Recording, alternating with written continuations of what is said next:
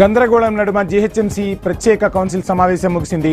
తొలుత డివిజన్ల delimitation preliminary నోటిఫికేషన్ను అధికారులు సభలో ప్రవేశపెట్టారు. అయితే డివిజన్ల పునర్విభజనకు వ్యతిరేకంగా భారతీయ జనతా పార్టీ కార్పొరేటర్లు నిరసన వ్యక్తం చేశారు. మేయర్ వారిపై ఆగ్రహం వ్యక్తం చేశారు. నిరసనల మధ్య సభను వాయిదా వేశారు. ఇక డివిజన్ల పునర్విభజనపై అభ్యంతరాలను ప్రభుత్వానికి పంపాలని ఆదేశించారు.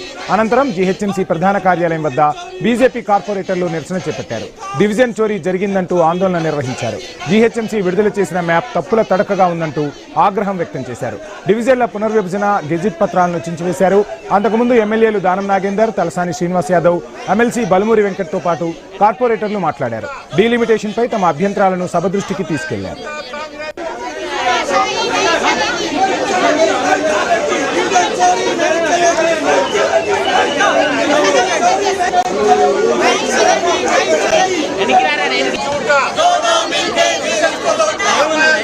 कांग्रेस झूठा,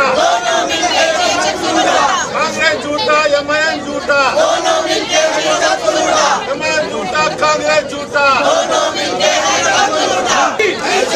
डिवीजन चोरी, डिवीजन चोरी, डिवीजन चोरी, डिवीजन चोरी, डिवीजन चोरी, भाग्यनगर में डिवीजन चोरी, भाग्यनगर में डिवीजन चोरी, भाग्यनगर में डिवीजन चोरी, कांग्रेस की डिवीजन चोरी।